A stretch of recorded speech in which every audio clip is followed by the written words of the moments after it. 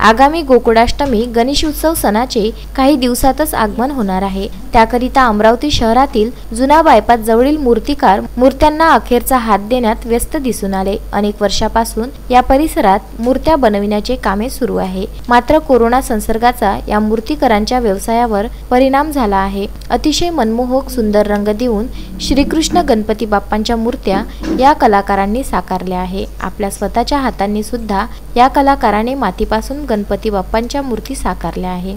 या परिसरातील महिला मूर्तिकार सुद्धा मूर्ती बनवण्यात मागे नाही, त्यांनी सुद्धा सुंदर मूर्त्या साकारल्या आहे। जुना बायपास जवळील मूर्तिकारांच्या गणपतीच्या मूर्त्यांना परजिल्ह्यात सुद्धा मोठी पसंती आहे।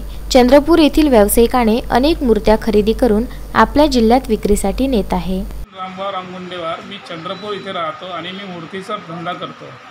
ही माझी परंपरापासून म्हणजे बरेच वर्षापासून आमचा तो धंदा आहे आणि यावेळेला कोरोनाच्या काळात आम्हाला खूप नुकसान सहन करावं लागत आहे, जेणेकरून आमच्या मूर्तींना डिमांड नाही। लोकांकडे आर्थिक परिस्थिती थोडीशी डामाडोल असल्यामुळे आणि बरेचसे प्रॉब्लेम येऊन राहिले।